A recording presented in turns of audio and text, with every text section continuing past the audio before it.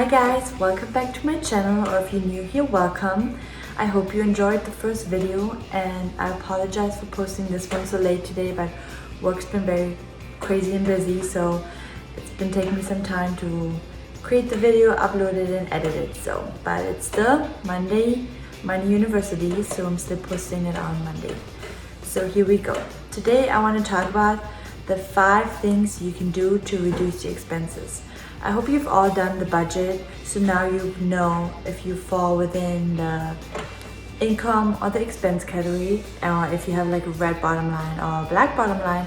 And if you are currently in the negative, I just wanted to let you guys know that I want to work with it on you and give you ideas on how to reduce it.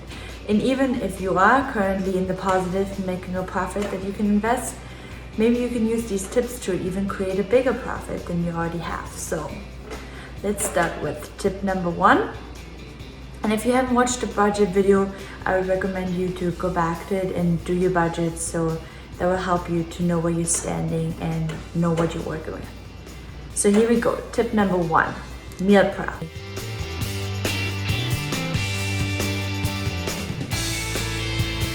One tip for saving money during the week is meal prepping.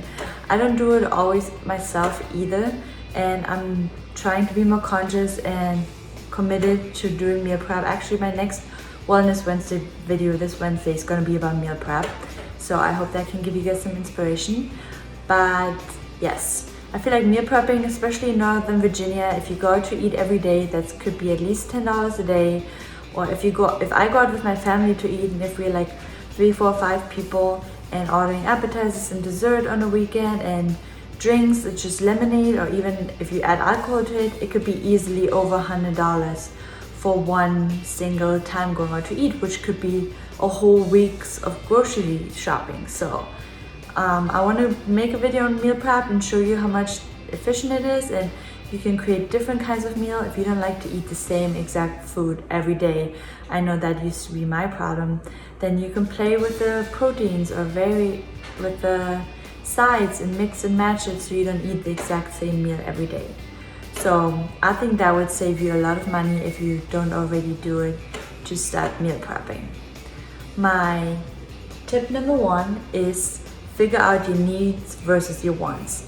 A lot of times we think we need something, but it's just because we want something. For example, you don't need to decorate your house for Valentine's Day, St. Patrick's Day, Easter, summer, spring, Christmas, Thanksgiving, Halloween. That could be very expensive, and trust me, your kids really don't care, and you should not do it for other people. And spend the money in doing something fun with your family, or save it for your kids' college fund. They will thank you a lot more later.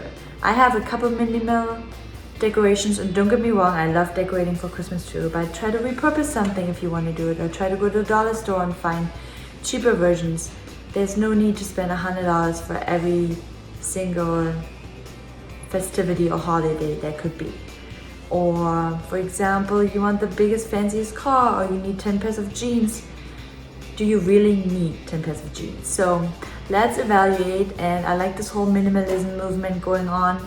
I've been through my whole closet and tried to sort stuff out that I don't really wear, or like Marie Kondo's that doesn't bring you joy. So I recommend doing that. Go through your closet, get rid of things you don't really wear or need, donate them, or use them for my step number 5 I come to later.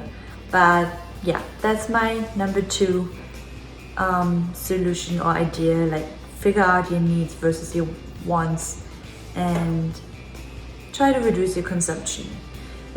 We don't need to keep up with the Joneses. We don't need all the newest things and everything. So we don't need always the newest iPhone as soon as it comes out. Yeah. So let's figure out what we really need versus what we just want or would be nice to have. Tip number 3 is downsizing. If your expenses are really high currently, maybe downsize to a smaller house, or get a townhouse, or if you have a basement, maybe you could rent it out to a family member or somebody else that you know. Or even your car, you could downsize your car. You don't need the newest fanciest car. And sometimes even downsizing doesn't mean getting an older model. For example, a brand new more efficient, fuel efficient car like a Honda or Toyota could be better than a used European car or other higher end model, because you don't have to pay money in repairs because it's covered by warranty the first 2 or 3 years. So there's nothing you have to worry about, because gas is cheaper, because your insurance will be cheaper if it's usually a newer car. Your property taxes will be cheaper. All of those things combined can save you a lot of money in the long run. So downsizing is a very good idea if your expenses are in the negative, because you don't want to keep accumulating debt. Let's downsize first, and then once we get in the positive and start doing our investments, then from the investment income, then you buy your luxury items and buy all those things back that you like so much. Then tip number 4 is reduce your expenses that you already have, which includes make sure you turn off the lights, or tell your family members to turn off the lights when you leave the house. Make sure to don't leave the shower running for half an hour before you actually jump in the shower. Make sure you don't go over your cell phone data. That happens to me a lot, unfortunately, and I really have to get better about it. But every time you go over 1 gigabyte, it charges you another $10 and another $10, and that can add up like 10 times $10, $100 every month. So make sure all these overhead expenses, you keep them as a minimum. If you have car insurance, shop around every now and then. Ask other car insurances if they have better offers. Sometimes your insurance goes up without you even noticing. So shop around or ask your current insurance if they can downgrade it. Same with other companies. Cell phone, shop around for other providers. Internet at home, shop around with other providers and tell them how much you're currently paying. And they usually throw in some deals, some offers, or would want to match your insurance deals. And then tip number 5 kind of goes hand in hand with, like I said, with the clothes. If you empty out your closet, tip number 5 is trade or sell items that you don't use. For example, there's a lot of Facebook moms groups or other neighborhood groups where you can trade items. Let's say your kid is not in the 2T clothes anymore and they're 3 years old now.